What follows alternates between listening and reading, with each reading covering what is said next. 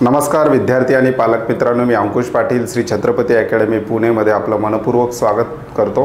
कालच्या व्हिडिओमध्ये आपण पाहिलेलं होतं की 2024 मध्ये महाराष्ट्र राज्यातील गव्हर्नमेंट तसेच प्रायव्हेट किंवा सेमी गव्हर्नमेंट कॉलेजचा MBBSचा कट ऑफ काय असू शकतो याविषयी डिटेल एक्सप्लेनेशन आपण कालच्या व्हिडिओमध्ये पाहिलेलं आहे।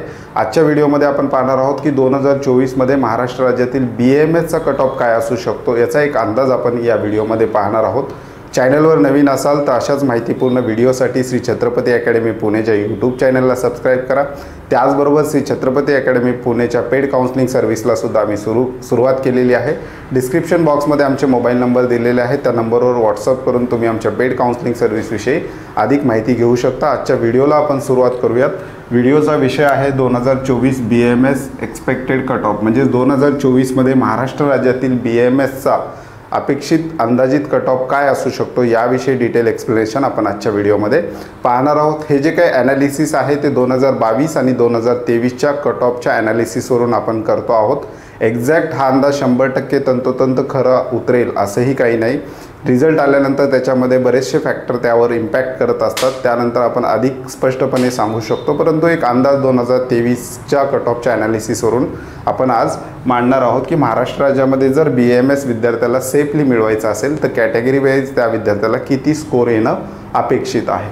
तर विद्यार्थी मित्रांनो, महाराष्ट्र राज्याचा विचार केला तर महाराष्ट्रामध्ये 3 प्रकारचे BAMS कॉलेज असलेले आपल्याला पाहायला मिळतात। एक आहे महाराष्ट्र राज्यातील गव्हर्नमेंट कॉलेज, त्याचबरोबर महाराष्ट्र राज्यातील प्रायव्हेट किंवा आपण त्याला सेमी गव्हर्नमेंट कॉलेजेस सुद्धा म्हणतो।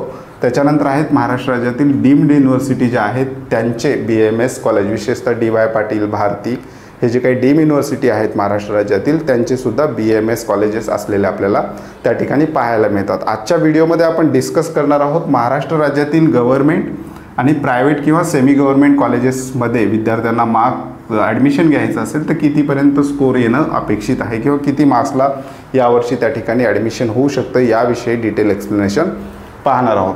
विद्यार्थी मित्रांनो, BAMSच्या कट ऑफवर इम्पॅक्ट पडणाऱ्या गोष्टी कोणकोणत्या आहेत? एक तर number of student in Maharashtra राज्यामध्ये नीट एक्झाम देणाऱ्या त्याचबरोबर नीट एक्झाम क्वालिफाय होणाऱ्या विद्यार्थ्याची संख्या ही सुद्धा BAMSच्या कट ऑफवर मोठा इम्पॅक्ट त्या ठिकाणी दरवर्षी पाडत असते।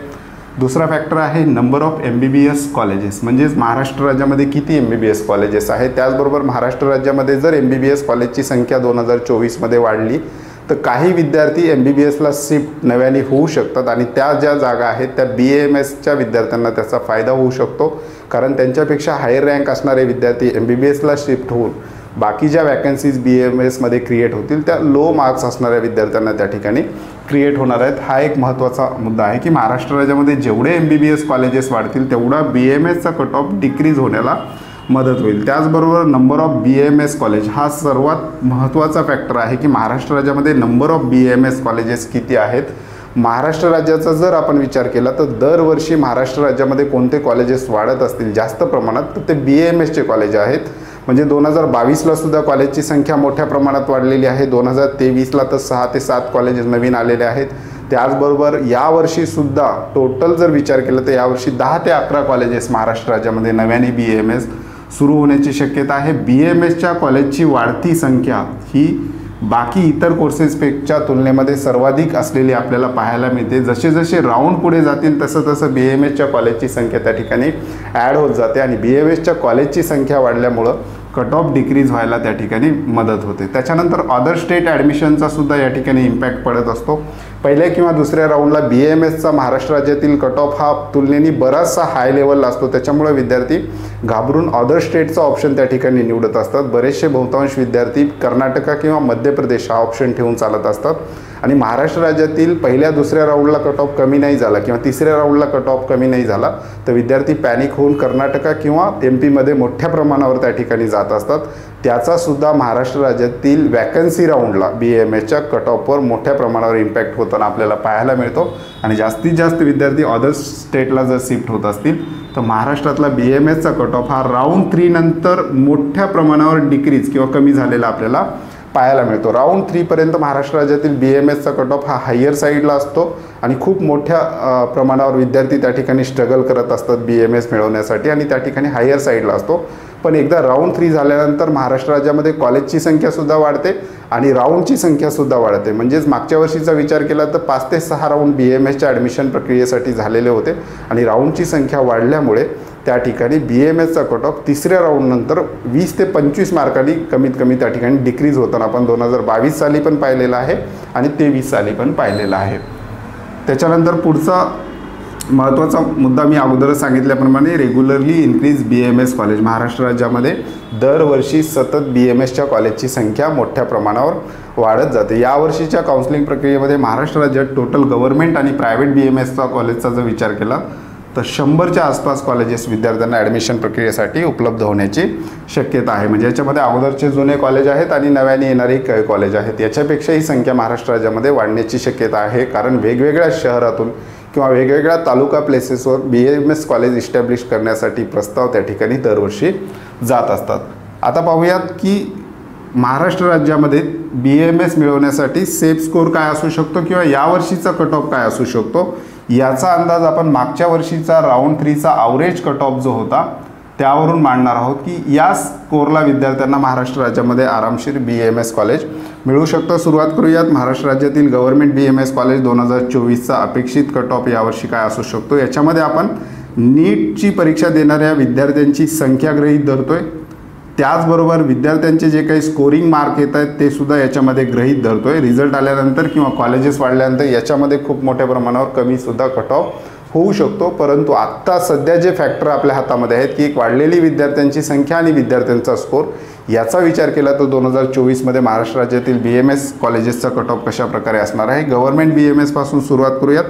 Open 470, OBC 465, SC 405, VJ 445, NTB 410, NTC 450, NTD 460, EWS 467 आणि ST 300+ मार्क्सला ST कॅटेगरीला BAMS महाराष्ट्र राज्यामध्ये गव्हर्नमेंट यावर्षी मिळू शकतं। प्रायव्हेट कॉलेज BAMSचा जर आपण विचार केला तर प्रायव्हेटचा विचार केला तर ओपन 345+ मार्क्स विद्यार्थ्याला आले तर महाराष्ट्र राज्यामध्ये सेफली त्याला BAMS कॉलेज मिळू शकतं। OBC 342, SC 340, ST 250+ मार्क्स आले तरी ST कॅटेगरीच्या विद्यार्थ्याला महाराष्ट्र राज्यामध्ये BAMS कॉलेज यावर्षी मिळू शकतं। VJ 340, NTB 340, NTC 340, NTD 340 म्हणजे NTचे जे प्रवर्गातील विद्यार्थी आहेत म्हणजेच NTB CD किंवा त्याला आपण NT1, NT2, NT3 असं म्हणतो, यांना 340+ मार्क्स येत असतील तर महाराष्ट्र राज्यामध्ये सेफली त्यांना BAMS कॉलेज मिळू शकतं। आणि EWSच्या सीट प्रायव्हेट कॉलेजेसला अवेलेबल नसतात। EWSचे जे विद्यार्थी आहेत प्रायव्हेटसाठी त्यांना ओपनमधूनच सीट त्या ठिकाणी दिली जाते आणि त्याच्यामध्ये विद्यार्थ्यांना त्या ठिकाणी फीसचं बेनिफिट दिलं जातं। आणखी एक विद्यार्थ्यांचा प्रश्न येतो की महाराष्ट्र राज्यामध्ये SBC कॅटेगरी जी आहे यांना OBCमधूनच सीट त्या ठिकाणी दिल्या जातात आणि आत्ता मराठा आरक्षणाचा जो काही मुद्दा आहे त्यानंतर महाराष्ट्रामध्ये आणखी एक कॅटेगरी त्या ठिकाणी तयार झालेली आहे SCBC। याचासुद्धा परिणाम आपल्याला कट ऑफवर पाहायला मिळणार आहे। कारण बऱ्याचशा विद्यार्थ्यांनी जर SCBC सर्टिफिकेट काढले, कास्ट सर्टिफिकेट, त्याचबरोबर त्यासाठी लागणारी व्हॅलिडिटी, नॉन क्रिमिलियरची जमवाजमव किंवा इतर डॉक्युमेंटची जमवाजमव केली तर SCBCमध्ये जर विद्यार्थी शिफ्ट झाले तर त्याचासुद्धा परिणाम आपल्याला कट ऑफवर झालेला पाहायला मिळतो। तर महाराष्ट्रामध्ये ह्या मार्क्सपर्यंत यावर्षी सेफली विद्यार्थ्यांना BAMS मिळू शकतं आणि कॉलेजेसची संख्या प्रमाणापेक्षा जास्त वाढली, 10 ते 11 नवीन कॉलेजेस आले तर BAMSच्या कट ऑफमध्ये डिक्रीज होण्याला 10 ते 15 मार्कांनी BAMSचा कट ऑफ शेवटी डिक्रीज होतं। म्हणजे याच्यामध्ये तुम्ही 10 ते 15 मार्क्स कमीसुद्धा पकडून चालू शकता कॉलेजेसची संख्या वाढल्यानंतर। आता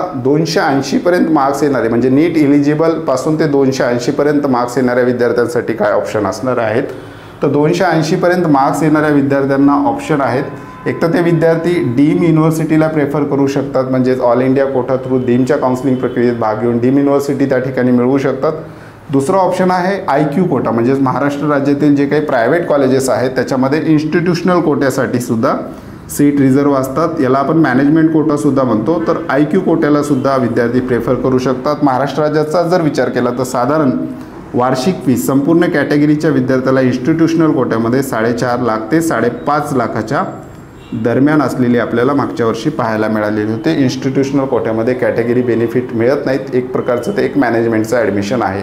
आणि अदर स्टेटचा जर विचार केला तर 170+ मार्क्स जरी आले तरी तुम्हाला पूर्ण देशभराचा विचार केला तर अदर स्टेट ओपन कोट्यामधून तुम्हाला BAMS कॉलेज त्या ठिकाणी मिळवता येऊ शकते. मग कर्नाटक असेल, मध्य प्रदेश असेल, इथे विद्यार्थ्यांनी 170 किंवा 180+ मार्क्स जर स्कोअर केलं तर तुम्हाला त्यांना बाहेरच्या राज्यामध्ये सुद्धा ॲडमिशन त्या ठिकाणी घेता येऊ शकतं. फक्त 170 मार्क्स जे आहेत हे नीटचा स्कोअर विद्यार्थ्यांनी करणं गरजेचं आहे. आणि बाहेरच्या राज्यामध्ये जाण्यासाठी फिजिक्स, केमिस्ट्री, बायोलॉजी म्हणजे 12चं जे आहे ते 150 त्याची बेरीज येणं गरजेचं आहे. कारण तो ओपन स्टेट कोटा आहे. त्या ठिकाणी कोणतेही कॅटेगरी बेनिफिट विद्यार्थ्यांना मिळत नाहीत.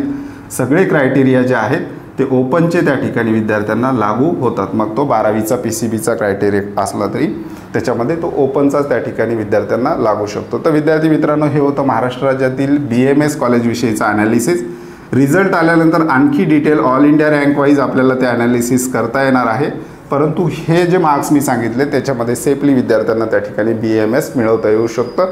आणि 170, 180च्या पुढे जरी मार्क्स आले तरी तुम्हाला BAMS करण्यासाठीचे ऑप्शन बरेचसे उपलब्ध आहेत MBBSच्या तुलनेमध्ये. तर तुर्तास आजच्या व्हिडिओमध्ये आपण इथेच थांबतो. येणाऱ्या व्हिडिओमध्ये आपण BDS फिजिओथेरपीविषयी डिटेल एक्सप्लेनेशन घेणार आहोत. चॅनलवर नवीन असाल तर अशाच माहितीपूर्ण व्हिडिओसाठी श्री छत्रपती अकॅडमी पुणेच्या यूट्यूब चॅनलला सबस्क्राईब करा. त्याचबरोबर श्री छत्रपती अकॅडमी पुणेच्या वेबसाईटला सुद्धा व्हिजिट करा. डिस्क्रिप्शन बॉक्समध्ये आमच्या वेबसाईटची लिंक दिली गेलेली आहे. त्याचबरोबर ज्या विद्यार्थ्यांना आमच्या पेड काउन्सिलिंग सर्व्हिसमध्ये भाग घ्यायचा आहे अशा विद्यार्थ्यांनी आम्हाला व्हॉट्सअपला मेसेज केलं तर जास्त सोयीचं होईल. कारण कॉलचे जे प्रमाण आहे ते मोठ्या प्रमाणावर कॉल या ठिकाणी येत आहेत. त्याच्यामुळं तुमचा कॉल मिस होऊ शकतो. तुम्ही जर व्हॉट्सअपला आम्हाला मेसेज केला आणि तुमची जी काही क्वेरी आहे ती विचारली तर त्या ठिकाणी आम्हाला उत्तर देणं जास्त सोपं आणि सोयीचं होणार आहे. तर जे विद्यार्थी आणि पालक 2024च्या निकालाची वाट बघत आहेत त्यांच्यासाठी पुन्हा एकदा शुभेच्छा देऊन आजचा व्हिडिओ आपण इथेच थांबूयात. पुन्हा भेटूयात आणखी एका नव्या आणि माहितीपूर्ण व्हिडिओमध्ये. धन्यवाद.